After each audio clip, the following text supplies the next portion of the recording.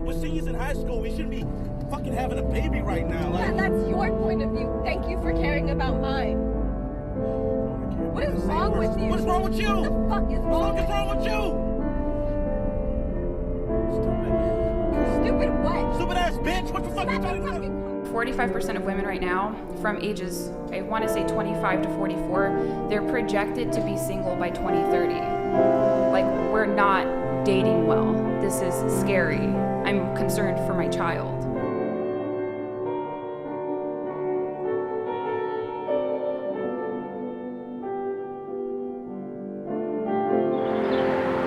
The reason that having a father figure is so important for basically everyone is that the idea of the father is someone that enforces discipline. When you look at it, a lot of people who don't have strong father figures, they don't have a very strong idea of discipline. And it seems like it's not that big of a deal. Like, it seems like, oh, you know, you get along fine. But when you extrapolate this to its extreme, as often does happen, it can go very wrong, because mothers have an innate instinct to look after and almost to affirm what the child believes and does and so on, to play it down if it's not that bad. A mother doesn't almost want to have this confrontational, you know, like, kind of get your shit together moment with her own child. And that's why we see the negative effects that it has on certain people. And of course, not everyone is like this. It's not to say that if you don't have a father figure in your house, you're going to end up having some terrible life. But the fact of the matter is that it does have a detrimental effect on the child. If we look at young girls and what it does to them, not having a father figure, having a father basically it gives them a role model of what sort of man should be in their life and how he should treat them. And a lot of this is subconscious, but if the father figure is not present, or is a poor role model, or is a bad person, this will very often enforce subconsciously the idea that men who avoid her, men who are mean to her, men who ignore her, stuff like this, these are the men that she should be looking for, because they are like her father, and her own mother, who brought her into this world, chose that sort of man. So should she, you know? And I don't think many women or young girls who are in situations like this think about this consciously. I think it's very much a subconscious sort of thing. This is why a lot of men would do stuff like not responding to girls very fast, you know, kind of ignoring them, being rude, being mean, because these are the sorts of girls that fall for this, because these men are basically imitating the behavior of the father. The girl kind of wants to receive the affection from this man, like she was trying to receive the affection from her father, who she might have not gotten it from. Obviously, to be in a situation where a young woman is looking for a man that is treating her poorly is not a good situation, and I don't think it's desirable for these women. And it would obviously be pretty terrible if you're related to one of these girls, or if you're close to a girl like this. If we look at America, certain races that have very high single-parent households, and especially just specific single-parent households, the boys will do stuff like get into drugs, get into gangs and stuff like this. And the reasoning for this is very simple. Now, the girl, like I mentioned before, her role model is inaccurate because the father wasn't there to mold and give her a good idea of what a man should be like. The boy doesn't have the father figure to say, hold on, you can't do this. You know, you can't go into the street and sell drugs, and you can't join a gang, you know. There are some mothers that can take on this masculine frame as well and act like this for the boy and prevent him from doing bad stuff like this. And that's great, but that is the minority, and that is the exception to the rule. And that's why a lot of young men who don't have a man who put their foot down and tell them, you need to get your shit together, and have this sort of masculine energy, like Jordan Peterson said, where if you step out of line against another man, there is almost a risk of physical violence. If a boy steps out against his mother, you know, his mother is not going to hurt him in any meaningful way, so he doesn't really see it as a challenge or a threat. But his father, of course, it's another completely different matter.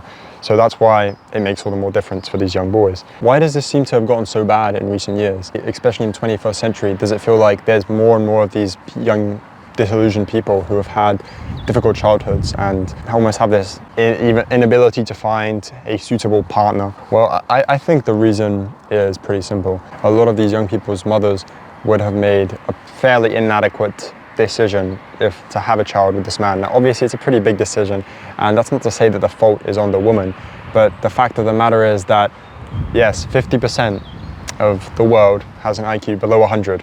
So certain people, and you really do need at least some guidance when making very important decisions like this. And I don't think we as a society, when I say that, I mean, I don't think Western society at the moment realizes the importance of the mates, the partners that a woman chooses and what sort of impact that'll have on her life. Especially, obviously, the most important one is the man who will have her children and who she'll get married to if she does get married to him. Because this is a very big one, and we're seeing high and high divorce rates, which that's really the second reason. So the first one being a lot of women have an inability to choose a good partner, which we mentioned before can be a result of her not having a very good father. So it's almost a cycle that repeats itself. And the second reason is that divorce is becoming more and more common, and people don't have a strive to fix problems now. They just want to get the new thing. You know, it's like instead of fixing what you have currently, replace it with something else. And the Fight Club had an interesting idea on this. The people I meet on each flight, they're single-serving friends. Between takeoff and landing, we have our time together, but that's all we get. When he's on the airplane saying you have one-use napkins, single-use this, single-use that, single-use friends, you know, everything's single-use. And when your marriage is failing, instead of trying to fix it, which in the vast majority of cases, it can be done, even in very bad cases. I mean, the most common divorce reasoning is stuff like irreconcilable differences and stuff, which it seems very fallacious that irreconcilable differences would be the reason for divorce, considering these two people chose to sign these marriage papers, you know, and to be together. So you're getting into this, and then a couple of years after, you're bailing out because there are differences that cannot be amended. It does sound very implausible. And obviously, why is divorce bad, and why does divorce get the father out of the house? Well, of course, because family courts are biased against men, and almost always will be taking the side of the woman, and the woman will have the stronger say over children's lives. Now, I think this is bad in either case, and I'm not saying the woman shouldn't be able to see her children. Of course, it depends on the case, but it is a very obvious thing that men are, or oftentimes, completely decent fathers will not be allowed to see their children and have a very small impact over the lives of their child. And in this sort of case, if the son goes out and does misdeeds on the street, or if the daughter is out with poor quality men, then who's going to be there to enforce this discipline and to say, no, this is how it should be? The mother most of the time simply cannot fill that role. And that's why it's so important for the father. And like I mentioned before, this is a repeating cycle, because the boy who doesn't have a father and isn't taught how to be a good man and isn't taught of discipline, he might go with a woman and have a child with her, and he'll become the poor quality man, and he won't be able to be a father to another child. While the woman who isn't taught what a good man is, she'll go find a poor quality man and have children with him, and those children will have messed up lives as well, because it all ties back into each other. The point is that each parent, if they're not able to do their job properly, then they'll continue the cycle of children having difficult early family lives. I mean, we like to think we've got a lot of problems figured out, and we have improved a lot, of course, since 150 years ago, but there's still stuff like this that obviously cause a lot of people harm, and I've seen it in my personal life, and it's very, very tragic to see this.